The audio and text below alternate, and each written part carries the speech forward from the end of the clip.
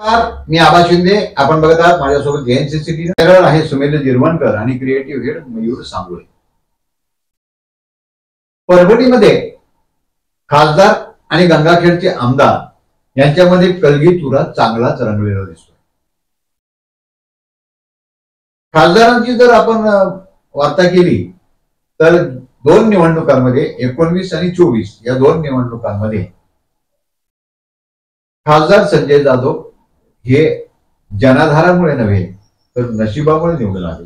19 मध्ये मोदी पाहिजेत म्हणून संजय जाधव निवडून आले आणि 24 मध्ये मोदी नाही पाहिजे म्हणून संजय जाधव निवडून आले. त्याच बाजूला गंगाखेडचे आमदार रत्नाकर गुट्टे यांचा जर विचार केला तर 2019 मध्ये ते तुरुंगात असताना निवडून आले आणि 2024 मध्ये 19 पेक्षा जास्त मताधिक्याने निवडून आले. आम्ही जेव्हा चर्चा करत होतो आमदार गुट्टे यांच्याशी निवडणुकीच्या दरम्यान, त्यावेळी त्यांचं म्हणणं असं होतं की बाबा मी कुठल्याही प्रकारचे सर्वे करत नाही, सर्वेवर माझा विश्वास नाही, त्याची मला आवश्यकता नाहीये, कारण मी जी विकासाची कामं मतदारसंघामध्ये केलेली आहे या विकास कामाच्या जोरावरच मी लोकांना मतं मागणार आहे आणि लोक मला संधी देणार आहे, हा मला विश्वास आहे. एवढा आत्मविश्वास त्यांच्यामध्ये होता. खासदारांचा विचार केला तर खासदारांची काही त्यांची बॉडी लँग्वेज किंवा त्यांचा आत्मविश्वास, कॉन्फिडन्स लेवल ही काही ते जिंकून येतील अशी दिसत नव्हती.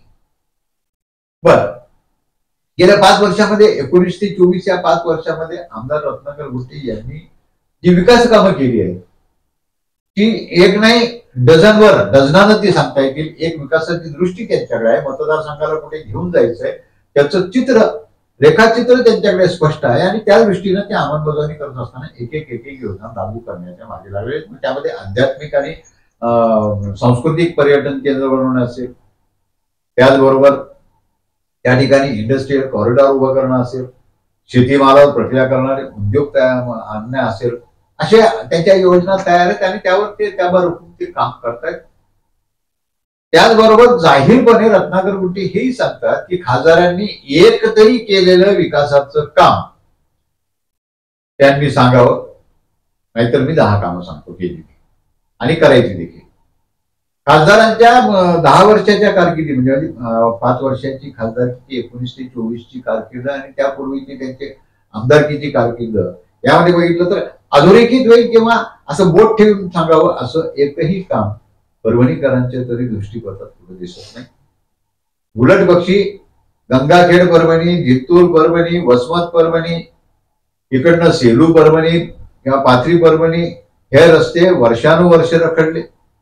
परभणी शहरामधली सगळी धुळधाण झालेली आहे. त्या ठिकाणी सगळ्या MIDCतले बरेच उद्योग बंद पडलेले आहेत. कुठल्या नवीन रेल्वे धावल्या नाहीत. एअरपोर्ट जे आलं होतं तेही गेलं.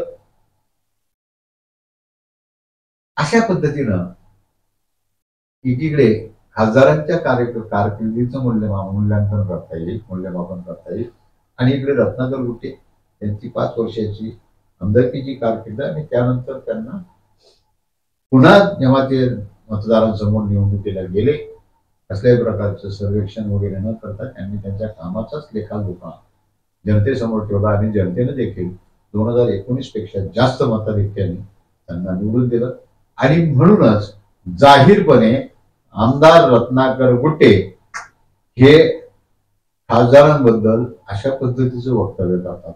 काय बोलले रत्नाकर गुट्टे ऐकूया. तिथपर्यंत पोहोचतो, तिकडेही ब्रिज आहे. मग कुठेतरी विनाकारण म्हणजे काहीतरी चांगली गोष्ट घडत असेल, एक विकास होत असेल, त्याला विकासाला पांडे बांधायचा सोडून ते टंगडे पडत बसाले. आता त्या खासदारला की लाज वाटली पाहिजे, तोही जातो, त्याला तर काही लाज आहेच नाही. कशातही बोट घालतो, घेणं बोट घालतो. तो गेला त्या ह्याच्यापर्यंत नांदेडपर्यंत गेला.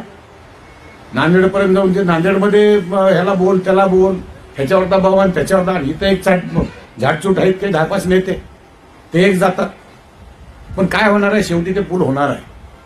ज्याच्या दम आहे त्याने रोखावा, माझं आव्हानच आहे. दादा ज्याला वाटतं त्यांनी रोखायची ताकद त्यांनी रोखून दाखवा, मला काही विषय नाही. जसे तुम्ही आता सगळे एकत्र आलते 27,000 आणि 27,500 निवडून आलो, तसे तुम्ही आता एकत्र या सगळे, काही फरक पडत नाही मला, तो पूल होणार आहे. या शहरासाठी चांगल्या गोष्टी करण्यासाठी मला कुणाचाही विरोध घ्यावा लागला तर मी विरोध घेणार, काही फरक पडत नाही मला. मी जोपर्यंत आहे, जोपर्यंत आमदार म्हणून आहे, मला जर या शहरामध्ये विकास करायचा असेल, त्या विकासामध्ये जर कोणी आड येत असेल तर त्याचा बंदोबस्त करण्याबाबत तुम्ही मला ताकद दिलेली आहे. तुमच्या ताकदीच्या जीवावर त्याचा बंदोबस्त मी करू शकतो. हे दोन लोकप्रतिनिधी आपण बघितले, त्यांचा विकासाचा दृष्टिकोन काय आहे हे आपण बघितलं. नेमकं कोण आपल्याला योग्य वाटतं, कोणाची भूमिका योग्य वाटते हे आपणच ठरवायचं. आणि आपल्याला जे वाटतं ते आम्हाला या व्हिडिओच्या कॉमेंट बॉक्समध्ये अवश्य कळवा. हा व्हिडिओ जर आपल्याला आवडला असेल तर लाईक आणि शेअर करायला विसरू नका. त्याचबरोबर असेच नवनवीन व्हिडिओ आपल्याला प्राधान्याने बघायला मिळाले म्हणून आमचं चॅनल सबस्क्राईब करून बेल आयकॉनचं बटन दाबायला विसरू नका. तोपर्यंत काळजी घ्या. उन्हाळ्याचे दिवस सुरू झालेले आहे, ऊन तापायला सुरुवात झालेली आहे. प्रकृतीची काळजी घ्या, सुरक्षित राहा. नमस्कार.